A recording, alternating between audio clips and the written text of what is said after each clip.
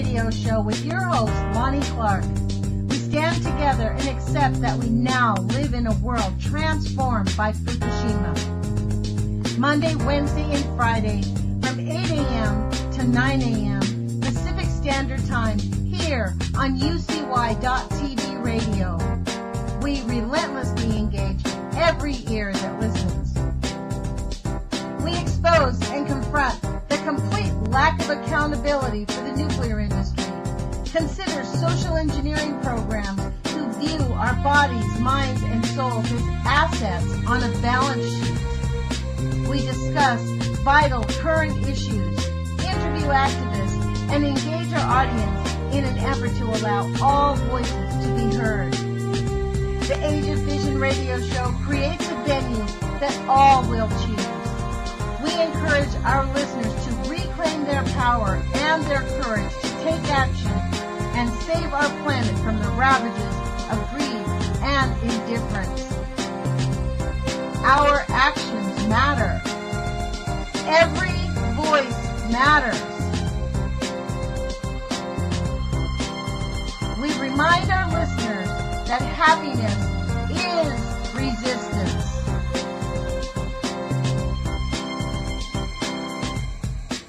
Love is greater than fear.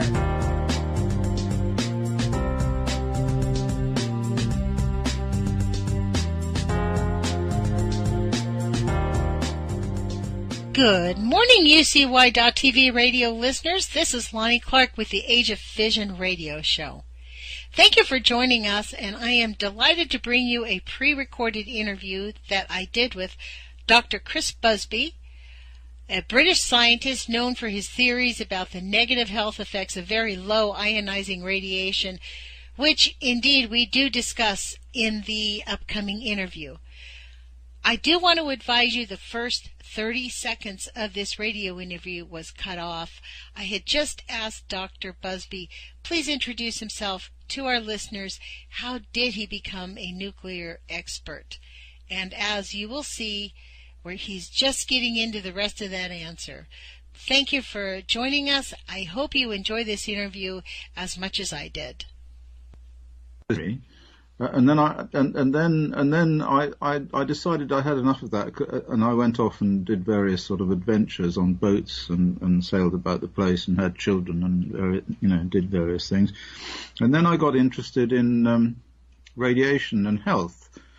And this was really quite late on. This was around about 1988, 89, something like that, after Chernobyl.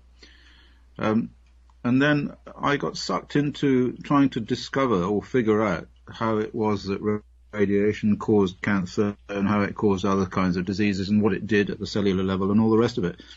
And I've been doing that now for about ever since then, really. Ever since then. I've published now over 40 scientific papers in the peer-reviewed literature and countless other papers that are not peer-reviewed, and I've travelled all over the world measuring radiation in various levels, from Iraq to Kosovo to America. I've been involved in a lot of court cases as an expert, both as an expert witness and as a representative. Many of which, or most of which, have been won, in fact. And to bring you right up to date now, what I am now is a kind of international expert on the health effects of radiation, and this has come about as a result of all the research that I've done. It's an awful lot of thinking, awful lot of studying, awful lot of examination of data, huge amount of work. In fact, I wish I hadn't sort of got involved in it to the extent that I did. But, once you walk into that swamp, you kind of sink and you can't pull yourself out. Right.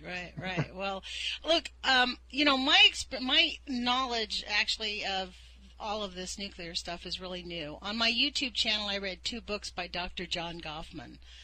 Yes, I've read those. I knew Goffman, yeah. Yeah, you did? I mean, I was actually stunned. I read Poison Power, and I read a book that I thought was a joke. I bought it on Amazon. This was an interesting story for $9. And I read it. It's called Population Control Through Nuclear Pollution. Right, I haven't read that one. It was kind of an esoteric little book. Once I started reading it on YouTube, the price went up to $999.01. they must have. Really? Yeah. They must have only had a few copies around by then, I guess. Yeah, so I don't know. It's kind of a weird thing. This gets back to what I really believe about this whole nuclear thing is that I think we've been socially engineered to just pretend like there's no problem with nuclear. That is our hardest thing. Like, I'm stalked on Twitter by the NEI, basically, who tells me that anti-nukers are going to be considered climate deniers, that nuclear is the best thing that's ever happened to the planet. Well, I think I've taken those people down. I mean, I think in another 5 years' time, you'll find that the work that my colleagues and I have done in this area of the science will make it quite clear that we know what's going on, and the people who are running the show now are wrong. I mean, this will happen.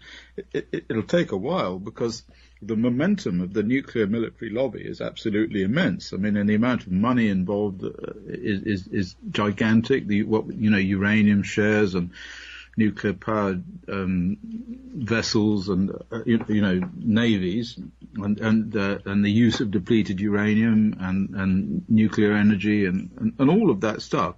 The amount of money and sheer power associated with that is enormous. So they are able to some extent and for some time to deny what is clearly there in the evidence. And of course, if you're a scientist, that's what you do. You say, here is the evidence. Have a look at it. What do you think?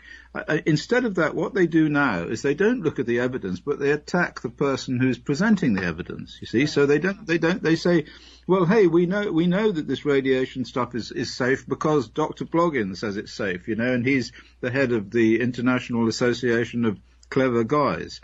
Or Professor Tweedledum, from the University of Cambridge says that it's okay. And we know that it must be right because he's Professor Tweedledum from the University of Cambridge. And nobody actually looks at the data, you see. This is the point. But eventually they'll have to. Eventually throughout history, it has been data that has driven truth. And that's what science is. It's just another word for truth, okay? The problem at the moment is that truth is being constructed on the internet by a load of bloggers and mad people and people who are actually employed by the nuclear industry. I mean, it's an operation to shoot down people like me and to shoot down the truth and to, ignore it and all the rest of that stuff. It's an operation. Well, this is the thing that I find the most confounding. It's been 70 years. I interview Thaston Ricklin from the Marshall Islands. His whole culture was decimated. Their people do not even talk about it. He said it's worse than airing your dirty laundry. The blanket of silence from the people, but what astounds me is the scientists deny the harm that it causes to the human species and to other species. It's there's people up in Hanford up here. I live in Oregon, Eugene, Oregon, and there's people, you walk into Richland and they do not talk about their dad dying of cancer, their kids having microencephaly. I'm in school and a girl, she had this big thing down her chest. She's like, oh yeah, I was born with a hole in my heart.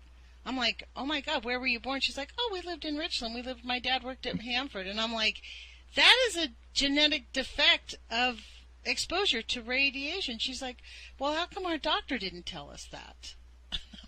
Yes. It's we can see, but we can disease. We can see exactly how this is working now when we see what happens after Fukushima in northern Japan. Right. My colleague Alexei Yablokov pointed out long ago that the control of the information that came out after Chernobyl was almost total. So doctors were told by the Soviet Union that they weren't allowed to diagnose leukemia, you see.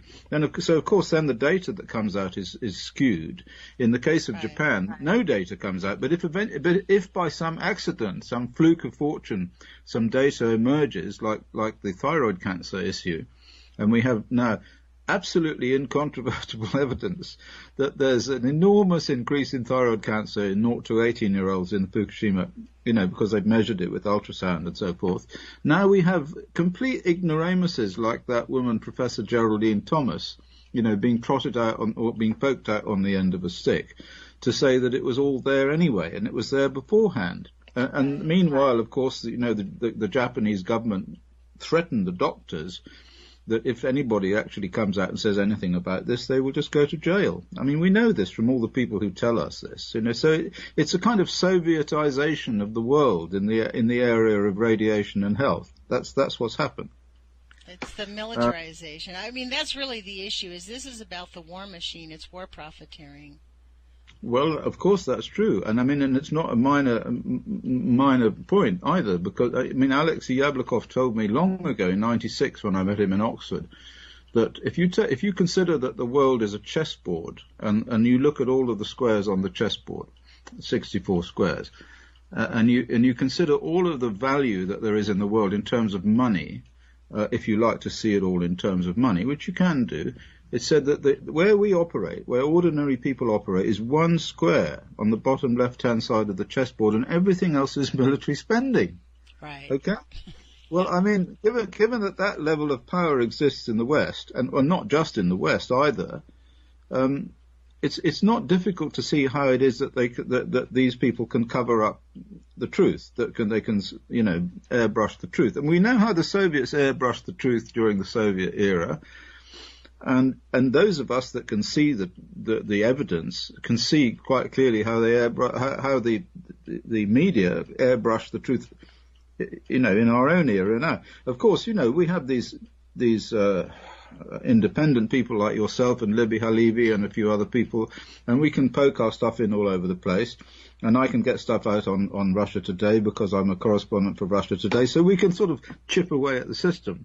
But the most important thing that I can do, and what I am doing, is to get stuff into the peer review literature. The scientific peer review literature is still a place where you can get stuff in that eventually they have to deal with. That is true. You know what? Because I'm a student, I have access to the libraries of peer-reviewed studies. So I go on, and I've actually found I found a study done in 2013 by a group of scientists in Spain that said basically the safety culture model, which is used at all the nuclear facilities of the IAEA, had never been tested, ever. It had never been empirically tested. No, that's right. Well, in fact, if it ever is tested, well, it's hard to see how it could be empirically tested. That's one point. They came up with an idea. They actually studied. They had 3 groups. They had some students. I actually read, to be honest, I don't really speak science. You know what I mean? But right. I read the scientific article on my YouTube channel because I wanted it to get out there. I want people who do speak science really understood it. So basically what they did was they took 3 different types of groups of people to test, and the safety culture model is really about your comfort level with reporting problems, with identifying issues. There's a category of 8 categories that they have in this testing, and there was a nuclear power plant in Spain that agreed to actually test it on site, and in their testing, it only one area passed by about 50%. All the other areas failed, which is why we probably have such catastrophic problems with every nuclear facility there is. Well, that must be a different kind of safety model to the one I'm thinking of. The one I'm thinking of is the one that I attack, which is the one that says so much radiation causes so much cancer. That's the model. That's the important model. That's the one that was developed after the Hiroshima bombing. And the study of the survivors of the Hiroshima bombing. So on the basis of that, they said, with this amount of dose causes this amount of cancer. Wasn't that Dr. John Goffman did that? Was that yeah, the same work? He did that, but I think he got it wrong, actually. I had big arguments with Goffman about all of this. Goffman never distinguished between external and internal dose. He came in on the scene after Sternglass. What happened was that Sternglass turned up and he said, "Hey, look, all these kids are going to die of leukemia and infant deaths and so on as a result of exposure to radiation." And he managed to get this into some magazine, I think Esquire it was. This was in the 60s, and it got to Kennedy, and Kennedy then, signed the agreement with Khrushchev to stop the nuclear testing. Because Sternglass's point, which he developed as a result of quite a few. I knew Ernest Sternglass. He was a mate of mine. He used to come over all the time to England, because he has a daughter here. We used to meet up, and we gave talks in the House of Commons and so forth. And he told me this story. So anyway, he managed to get this evidence to Kennedy, and then Kennedy closed down the atmospheric nuclear testing. Right. Now, the point is that then the Atomic Energy Commission in America got really upset about this, and they had a go at Sternglass, and they asked Goffman, who was working for them then, to check over Sternglass's calculations, you see. So anyway, Goffman said, all right. So he went and checked over Sternglass's calculations, and he said, oh, well, he's wrong, but he's only slightly wrong. So, but actually, you know, a lot of what he says is true. And so instead of being this number of dead people, it's that number of dead people, you see. And that's how he got into it. And at that point, of course, they got upset with Goffman and kicked him out. So, yeah, in that book that I read, Population Control Through Nuclear Pollution, on my YouTube channel, he explained how him and Tamplin they were hired by the government to determine what safe level of radioactivity there is, right?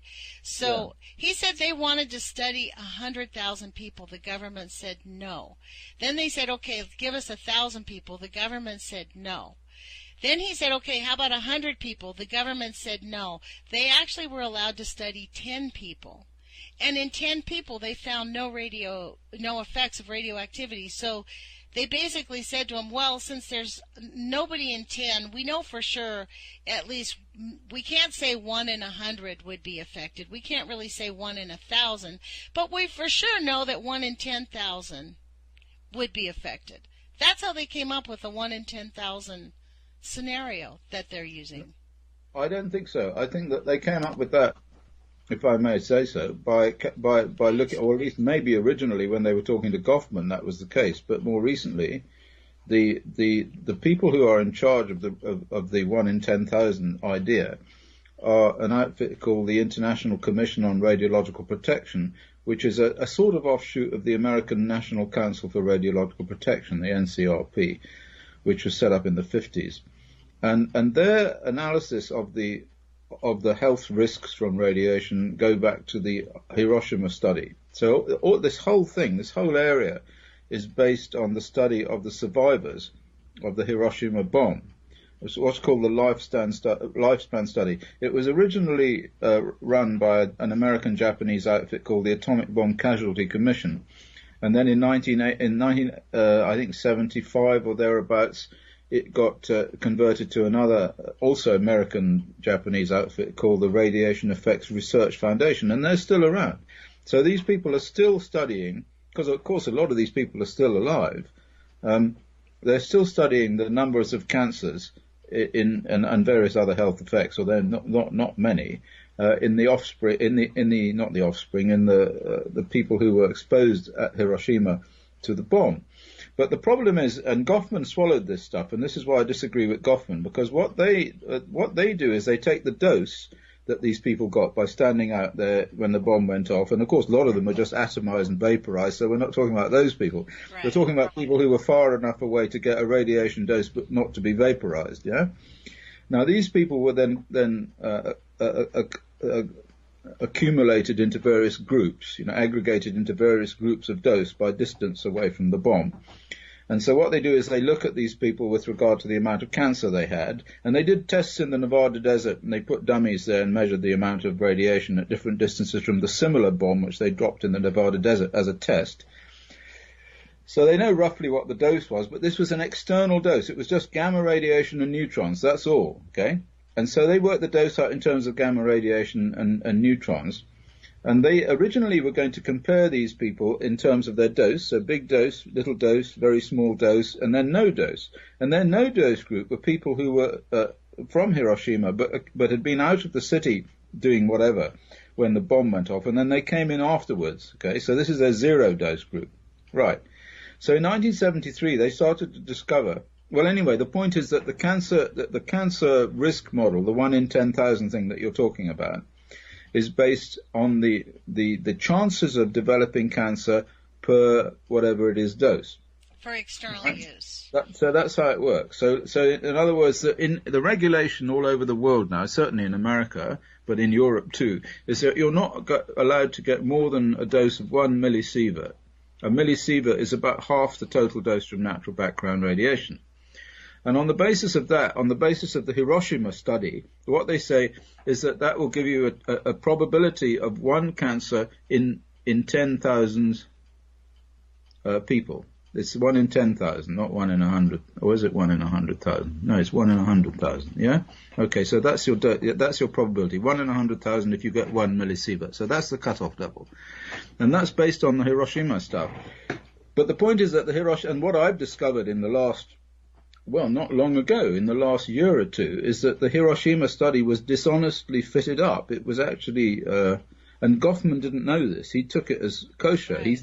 Goffman believed all of these numbers, you see. It's true. And he did his calculations on the basis of the numbers, and he found that they were out by a factor of 20. So that's what Goffman did. But he only concerned himself with this external radiation, the gamma radiation from the immediate bang. That's it. Woof. Everybody gets some gamma radiation, different levels of radiation. But, of course, the people who weren't there didn't get anything at all, according to the model. Now, in 1973, what we discovered is that these people started to show that there was much higher level of cancer in the exposure group because they seemed to be too healthy, you see, because they were a control group. So what happened then is that the epidemiologists threw them out. They said, well, if we keep these people in as a zero-dose control group, it's going to show much too much cancer, right? 100 times too many. So we're going to throw them out because we're going to say that, oh, they're too healthy. We can't have them as a control group. So that's it. Out they go. And I actually discovered this. It's all written down. It's in their internal reports, but you've got to really dig to find it, you see. So there we are. That's the problem. So Goffman didn't know that.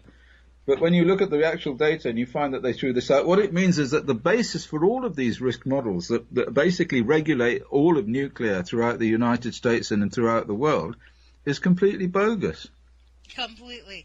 I'm reading right now. I buy up these used old books.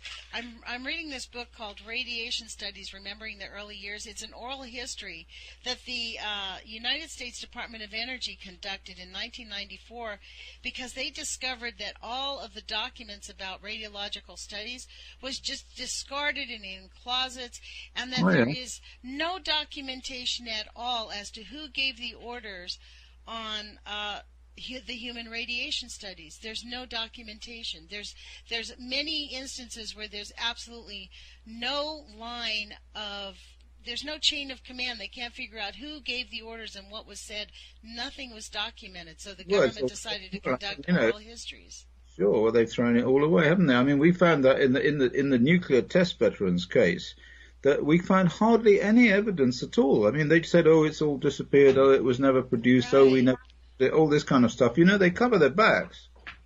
Don't you think, I mean, honestly, you've gone into court with these people, but where is their humanity? Like, what is their sense? Like, they're just destroying people's lives, like, at such and our environment. These are long-term effects that are not going to go away quickly.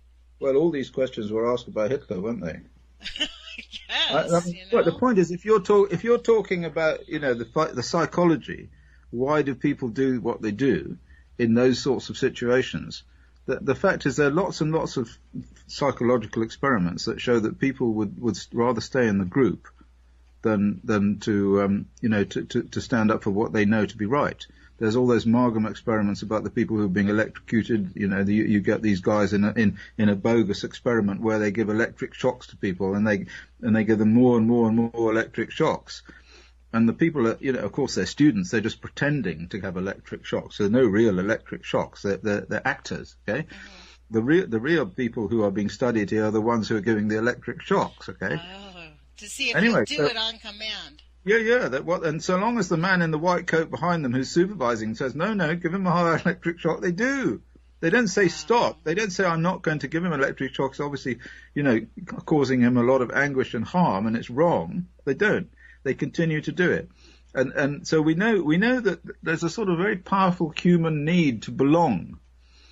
And so that these people belong to a group of people which I don't know what you might call them, nuclear scientists, you see. And they'd rather belong to that group than to say, well, hang on a minute, there's a lot of evidence here that what we're doing is wrong and that we're killing people. And after a while, they realize that, I mean, certainly by the time they get to the age 50, let's say, or 55, when they're in control, when they, you know, in higher levels of control in these organizations, to admit that they're wrong at that point would be to admit that they have already killed an awful lot of people. Do you see? they're going to have to deny their life's work, and people will not do that. I mean, lots and lots of psychological studies, sociological studies have shown that people will not suddenly change around and deny what it is they've done. Very few people do that. That's a sort of like a Pauline conversion, but it's quite rare. It's kind of like all those the guards that were guarding Nuremberg. They sort of went into hiding. If they weren't arrested, they went into hiding and pretended it never really happened. They never ever owned up to it. You know what I mean? There was a huge... I actually said that one time, that the World War II never ended. They just infiltrated the United States. Well, I think there's certainly some truth in that. I don't know about infiltrated, but an awful lot of them came to the United States, or other countries, and they're still around, you know. They're still around. Yeah, well, I mean, you know, really, the real question one has to ask, I mean, what I ask anyway, is why do people do these things? You know, why is there a culture of doing that? You know, why do we have people who form a group where they do those sorts of things? What's the energy in human beings that make them act like this? And of course, it goes right back through history. You know, you can go right back to as far as history goes back to see people behaving like this. And the thing is, what's going on? Anyway, I mean, that's a more interesting question. The question of, I mean, I talk to these people in committees, and I oppose them in courts of justice.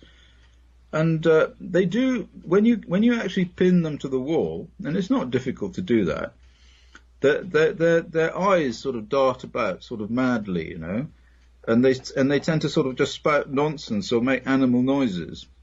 This happened, you know. No, truly. I mean, if you can. I mean, I've been right up there, at very, very high levels, dealing with these people, and when you get them to the point where they cannot respond, there is no answer, you know, and they know that they've been nailed, then they just make animal noises. Reverting back to their animal nature. But of course it doesn't help, you know. It really doesn't help. It doesn't help, because then they go away and they rationalize what it is that's happened and write whatever it is they were going to write anyway. But I mean, I think probably if we're going to win this, we need to laugh at them. That's what I think. And I think we need to walk in love. I think we need to just like completely be committed to us knowing that it's what we're doing the right thing. That's my thing. Is like, this is the thing about the Fukushima thing. Do you think that Fukushima threw us off Niagara Falls in a barrel? Like, do you think we're like gone so far that it's just so catastrophic because they can't stop it? I mean, I heard Michio Kaku on Democracy Now! Last week say that Fukushima has only emitted 10% of the radiation that Chernobyl did. Well, no, that's not right. It's about the same. I don't know how it could even be 10%, because aren't there 3 nuclear meltdowns that are still ongoing in Fukushima? Those meltdowns haven't ended, have they? They're not completely No, done. they haven't ended, but the amount that's coming out now is very small compared to the, you know, the rate at which it's coming out now is not very high compared to the enormous amount that came out right at the beginning. So yes, the answer is it is still contaminating the Pacific, and yes, they probably can't stop it doing that, and yes, it probably will go on forever. But you know, at the same time, the amount that's coming out, taken as a total quantity into the size of the Pacific Ocean, is not catastrophic as far as the survival of the world is concerned. A lot of people say it is, you know. So like, right, I've heard that much. So I mean, so this is a position, you know, and there are always positions. Everyone's got a position, okay? Mm-hmm. But my position is based on numbers. It's based on empirical evidence and numbers and counting and measurement and all that stuff. Well, of course, I may be wrong, but that's what I do. So I look at the numbers. And the first thing you can say about it, well, I mean, first of all, compared to Chernobyl, it is about the same. So if you look at the total numbers How can it be the same, though, if it was a full 3 nuclear meltdowns and 1/3 core meltdown? How could that be the same?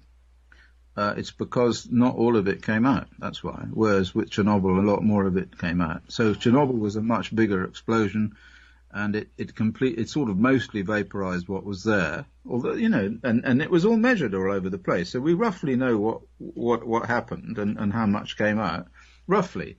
And on the basis of what we roughly think came out, we have a number, so many becquerels, okay, 10 to the 17 or something like that.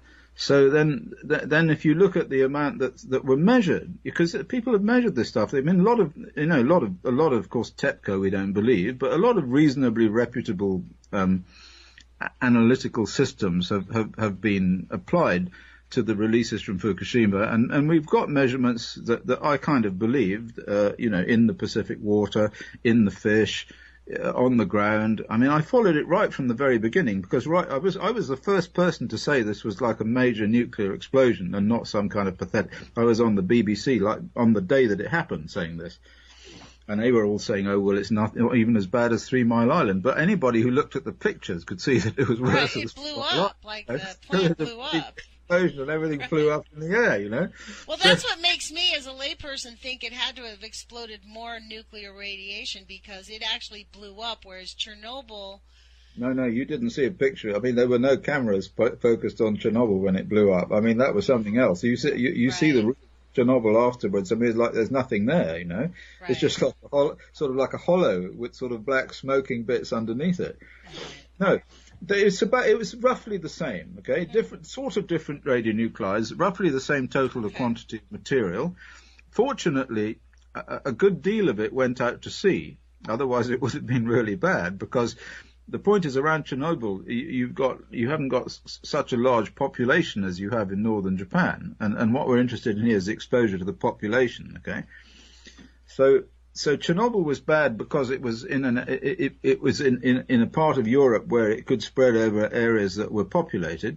Fukushima, a lot of it went out to sea. A lot of it fell on the USS Ronald Reagan, which is something that I'm involved in the court case there. But by the time it got onto the land, it had gone out to sea and come back again. There was the wind changed and it went round in a circle and it came back up through Tokyo and then some of it went north to Iwata and all that stuff. Right. So in terms of the total amount, if we say it's the same as Chernobyl and forget about the stuff that's coming out now, which was very bad, I agree, blah, blah, and all the rest of it, but it's really quite marginally small compared to the amount that came out right at the beginning. Fractional. That amount represents less, or significantly less, than the total amount of radiation that was released into the atmosphere at the time of the weapons testing in the Marianas. The bikini testing, okay? Yes. The American testing in the South Pacific. That was massive. Right. I mean, that was absolutely massive. They've got like huge, like 44 megatons of explosions, with all fission products going all over the place, getting up as far as Japan. In fact, they had to... They contaminated that fishing vessel, the Lucky Dragon, and then by the time all those vessels were coming into Tokyo or into southern Japan with their fish cargo, the fishing fleet, they could measure the radioactivity in the fish even with primitive Geiger counters. Nowadays we have really sophisticated things that can measure tiny amounts, but the fish were just crackling. So and that hasn't killed everybody, okay? It's caused an awful lot of horrible stuff in the area itself, in the Marianas areas, in the Marshall Islands, and I was in the in the Human Rights Council in Geneva talking to the people from the Marshall Islands, and I presented a paper there about the effects. But even so, they're still around, The Marshall Islanders are not all dead. But they all have diabetes. I mean, this is the thing. You don't die right away from radiological exposure. You get various illnesses that impede your quality of life. Of course. I mean, there'll be, and we know, and also that is happening. I mean, if you're talking about the end of life on Earth and all that, I mean, we know that the releases of radioactivity to the environment from the weapons fallout in the 60s is the cause of the current and increasing cancer epidemic. Okay, I mean in 1965, 1965, the cancer, your chance of getting cancer in your lifetime is about 1 in 10. By 1995, it was about 1 in 7. Then by 2008, it was about 1 in 5. Currently, it's about 1 in 3. And the World Health Organization, not me, say that by 2020, it's going to be 1 in 2. So imagine every person is going to have one person that gets cancer in their lifetime, okay? So, I mean, but nobody says, why is this? But anyway, the answer to why is this is because they've been releasing more and more radioactivity, and the biggest release has been the weapons fallout. Dr. Busby, let me ask you this, because I interviewed Chuck Johnson from Oregon Physicians for Social Responsibility, and I asked him about this, and he doesn't think it affects it. But because the whole global warming, the climate change thing, there's the National Resource Defense Fund here in the United States who worked with the state of Illinois to keep 2 crippled nuclear power plants. They're leaking. And they basically told me they want to close down coal. They think leaking nuclear power plants are safer than the continuance of coal. I contend that all of this nuclear pollution is probably contributing to the global warming. I don't believe, it's kind of just an intuitive sense about it. You can't add all of this radioactivity that causes, it's hot particles. I don't know if it's like actually hot, but I can't see that all the elements, like going into the ocean on a nonstop basis now for 6 years, has not affected the microscopic animals in the ocean at a level to where it's helping to warm up the ocean. Like, I think that with all this 60, 70 years of nuclear pollution, that it has actually contributed to the global warming. It goes hand in hand. It's not separate. Is there any like, like I said, I don't speak science, so this is just like an intuitive gut level that I have in my head. No. Well, the answer is no. The amount of heat associated with radioactive disintegration is microscopic, so it's not a big deal. The reason that radiation is very dangerous is because it attacks DNA. That's nothing to do with its temperature. That's just to do with the fact that it causes ionization in the DNA, and the DNA then... Well, I was thinking more like it's got a catastrophic effect on the microscopic organisms that keep the health of the ocean. And without those microscopic organisms in the ocean's going to get warmer because it's not functioning the way it's supposed to. I see. Okay. Well, that's a good point. No, I haven't thought about that. That's possible. What you're saying is if it kills the microplankton, then they're not going to photosynthesize, and then they're not going to trap CO2. Yeah, no, that's a very interesting point, which I hadn't thought about. Well, that is entirely possible. Yes, of course, that is possible. Yeah. So that's something that's not even been looked at by anybody. Not as far as I know. And well, of course, because they think, the current argument is that it has no significant effect on these animals. But of course they're wrong. There's a chap called Awadhesh Jha. And I don't know about the microplankton, but I certainly know about invertebrate life. The worms and the mussels have been studied by this bloke in the University of Plymouth, who's looked at levels of tritium in Plymouth because they have a nuclear submarine base in Plymouth, and they release a lot of tritium. And he's measured the amount of tritium, and he's looked at the effects on these animals and shown that even at tiny, tiny levels of tritium, it causes a breakdown in their development. So in other words, they not so many of them develop. So you get fewer of these animals. Well, if you get fewer of those animals, they are in the food chain. They're the bottom end of the food chain for everything that goes up from there. Right. And so that will have, and the amount of tritium that they produce from these nuclear reactors, one's near the sea, but all of them really, and also from nuclear reactors on vessels. And also as a result of nuclear testing and all of that stuff, tritium, enormous amounts of tritium are released. Now the argument is that tritium confers a very low dose because it's a very weak beta emitter, but it certainly has had an effect on the lower forms of life in the sea. And so it's not I wouldn't have thought it was impossible that it would have effect on CO2 trapping in the way that you suggest. That's possible.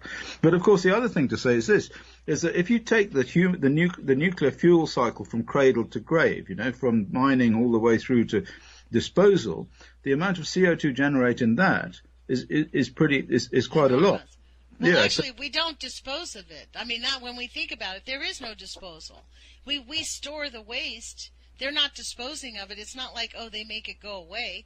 They're storing it and right. And that actually, the energy involved in maintaining it. Yes, billions of dollars. It has robbed the planet of our ability well, also, to. You have to burn a lot of fuel, diesel to keep it cool. You have, to drive it here to there, to drill big repositories in the ground and stick it down there and all this stuff. That's not energy that's produced by nuclear. That's energy that's produced by burning diesel. So the International Energy Agency in Paris did a study some time ago, in 2005, thereabouts, I don't know, but anyway, long time ago, which calculated the amount of CO2 that would be saved, and they came to the conclusion that it wouldn't be any, because in fact the amount of CO2 involved in using fossil fuel in order to run the whole fuel cycle, right the way from mining through to disposal, would be, considerable. Right. Let me ask you this, since you bring up tritium, because, here in the States there's this report that New York City, Indian Point nuclear power plant is leaking tritium into the Hudson Bay 65,000% higher than is allowable by the Nuclear Regulatory Agency. Does that present, like you mentioned that it's a low level, does that present any type of a particular health effect on any of those people in New York drinking from that drinking water? Because the Hudson Bay provides drinking water to New York City. Well, if it's in the drinking water, then it creates a hazard, and anyone living on the coast where there are significant levels of tritium in the water is going to be affected by the vapor coming off the sea. What does tritium do to the human body? I mean, what does that do to us? Well, it's just the same as all internal radiation. It destroys it damages the DNA, causes mutations, and as a result of that, you get cancer. Or your children die. I mean, just as the just as the invertebrate children die, okay, in the studies by Jar, actual human children die as they develop, because as you know, I mean, in the womb, when the child starts to develop in the womb, it is an invertebrate almost right at the beginning. Right. It goes right through all of these developmental stages that evolution has laid down. I did a study in Diablo Canyon. I was paid some money to look at Diablo Canyon, which releases a lot of tritium, and to the Pacific. And what I did was I looked at the people who lived in the zip codes that were close to the Pacific, and then compared them with the people who lived in the next zip code away, and then compared those to the whole of California. And I published this. It's out there, in a paper published by a peer-reviewed journal quite recently, this year I think it was. Do you know what the title is? Do you remember? No. It's if you type into Google Busby Diablo Canyon infant, you'll find it. Okay. And what it showed was that there was a statistically significant effect that people who lived in the whole of California over the period that we were looking, I think it was it was about 1999 through to 2012. Anyway, over that period, infant mortality fell because, over that period, technology has provided better medical attention. Yeah. But in fact, if you look at the proximal coastal zip code area, it went down right when Diablo Canyon started. I think we went back to when it started, 1988 or something like that. And it went down immediately, and then it went up. So although the whole of California went down like that, the infant mortality rate went up. And we could then plot the infant mortality rate against the tritium releases, because I found the tritium releases, they're documented. And if you look at the paper, you'll see there's a graph of the accumulated tritium dose against the infant mortality rate, and it's a straight line. It's a straight. Wow. So there is evidence that tritium causes these developmental effects in human beings as well as in mussels and in ragworm, those things that you go fishing with, Yeah. Well, so they just expect us to accept cancer? Is that like really the deal? They just expect us to just accept death so that we can have this magical energy, as they call it? No. Well, they don't. I mean, well, they do, but not to the extent in which it actually happens. That's the point. So they do. So on one level, you're right. They say, well, it's very magical that we've got all this energy and it will save us from this and that and global warming and all this stuff. And as a result of that, we unfortunately have to allow one person in 10,000 to die of cancer. But the problem is they're wrong. It's not one person in 10,000. It's like much more than that, And so that's and also they don't mention infant mortality at all. So there are a number of issues that or genetic mutations or the kind of problems. A lot of children don't die that are born near these places, but they have problems. Like my sister lives near 3 nuclear power plants. She has 3 autistic grandchildren.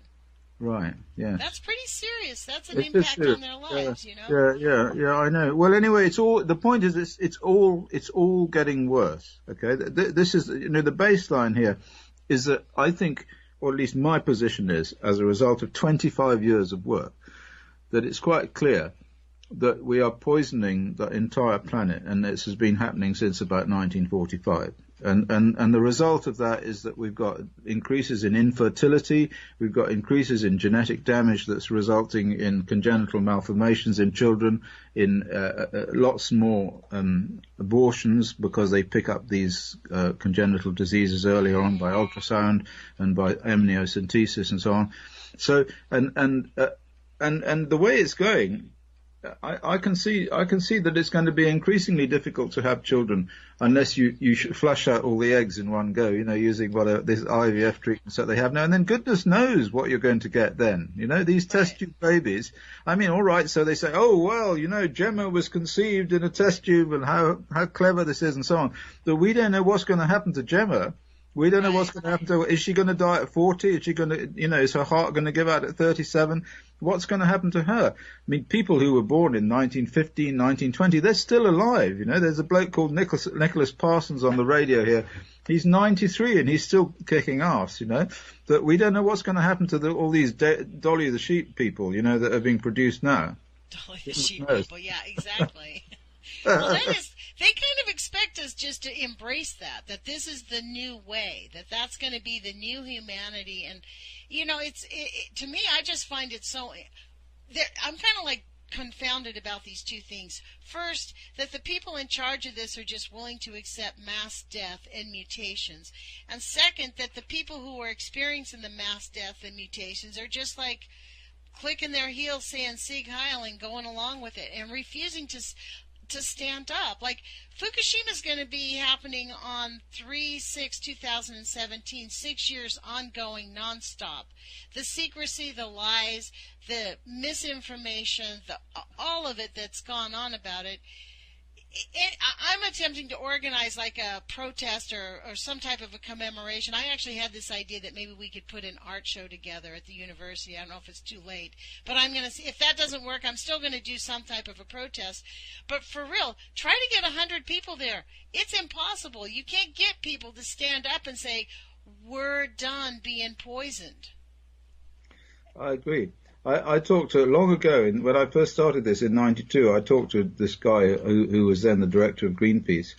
And he said, look, Chris, bodies are going to have to float down rivers before anyone does anything. But the truth is that bodies are floating down rivers. It just nobody looks. Yeah. They're just like, well, let's look at the other river where there's no bodies floating. The trouble is this, that we can't blame these people because they've got to survive. I mean, what they do is they have to work. They come home shattered. They have to worry about whether the car can be fixed. And all of this stuff, I mean, I'm different because I've always been outside the system. I've more or less lived in a cardboard box, because I refuse to. So it's just all the old hippies that are doing this stuff.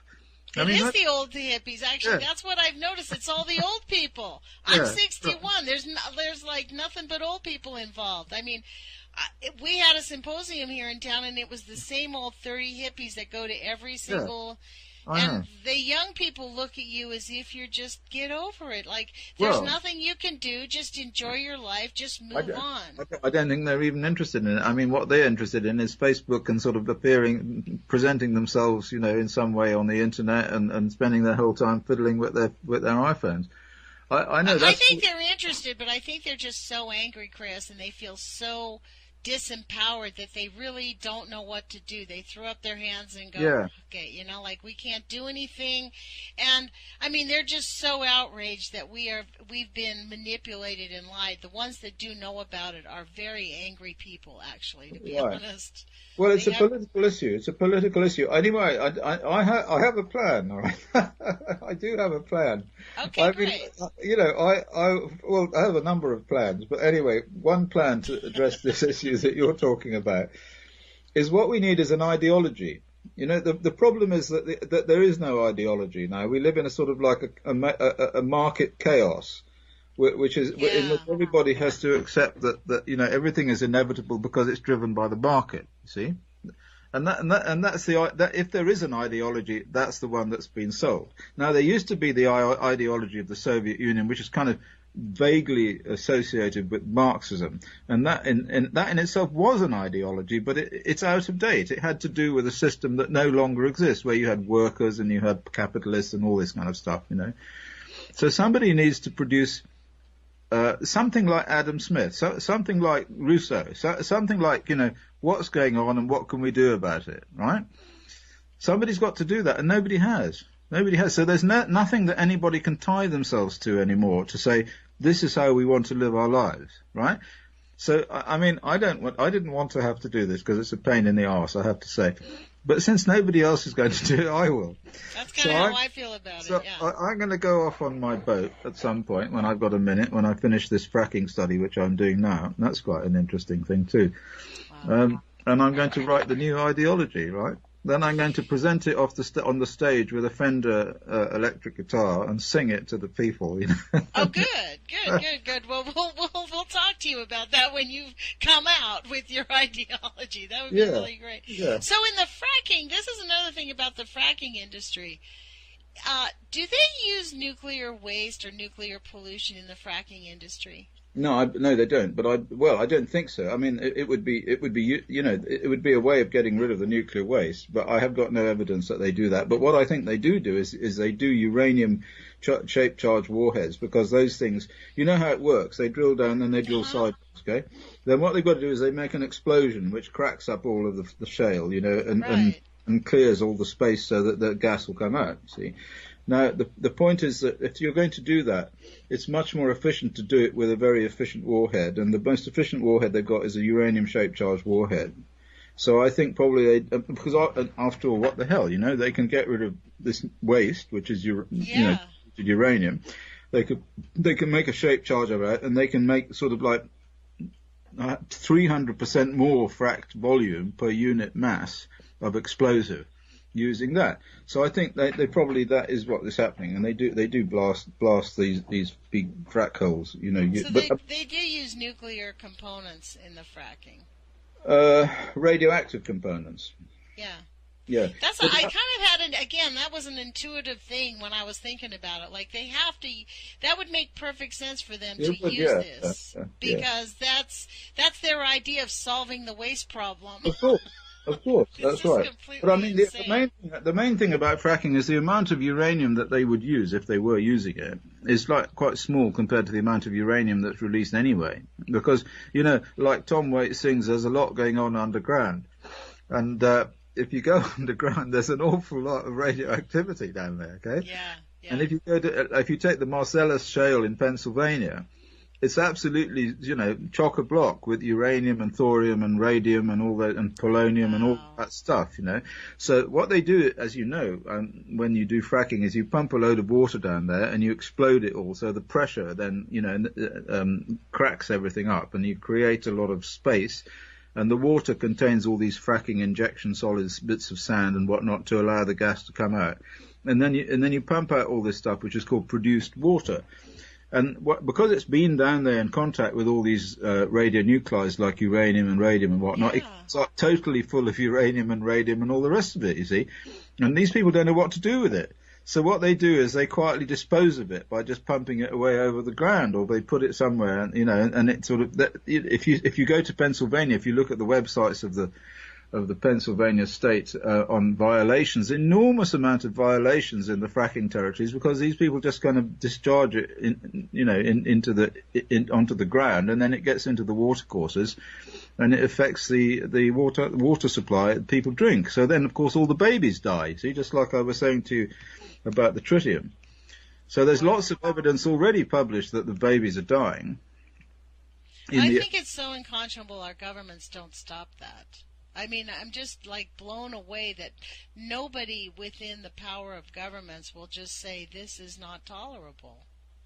Well, you see, the problem is that the capitalist system, if we can call it that, just as a shorthand, the system that we have at the moment that makes money, what it does is it needs to have energy in order to do that, right?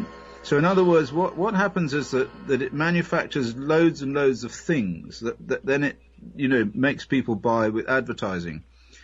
And a lot of these things, or most of these things, are totally unnecessary. People just need love and comfort and all that, but instead, they get all of these things that you see in the shops when you go along, and there's all these shops and they sell things. Well, to make the shops and sell the things, you need to use huge amounts of energy. So they need to have the energy, which means they have to have the gas. Well, now they can no longer get the gas and the oil from the Middle East. It's very difficult to do that because of all the Arabs and all the problems and all the rest of it, So what they do in America now is in fact all over the world, is that they've discovered that if they go underground, they can rip even more stuff out of Mother Earth, by blowing. It's really just about money then. It's all about money, period. Money. That's it. That's the thing. That's why it comes back to ideology, you see, because the ideology has to be shifted from we need to have loads of money and be rich to we need to be happy and love one another. We need another love revolution. I've always had this theory that the CIA killed the love revolution because we were getting liberated, so they got in and killed it, Of course they did. They killed it with drugs, didn't they? Yeah. Well, with everything, with money and with drugs. They killed it with drugs and money. I mean, the people that wouldn't take drugs, they took the other drug, which was money, right? So that's kind of the thing. But we do need a love revolution. That's actually one of the things I say in my intro is love is greater than fear, and happiness is resistance. And I'm beginning to say I'm happy to resist.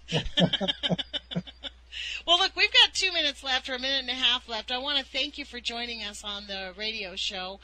To my listeners, just to remind you, we've been listening with Dr. Chris Busby. He's an expert witness and expert scientist in the, the field of nuclear pollution. Is that correct, Chris? Yes, well, that's right. Nuclear pollution and health, that's right. That's right. Well, look, I really appreciate this interview. I hope that sometime in the next few months you'll come back and join us again because I obviously, as you can tell, I have lots to think about on that. I have lots to say on this one.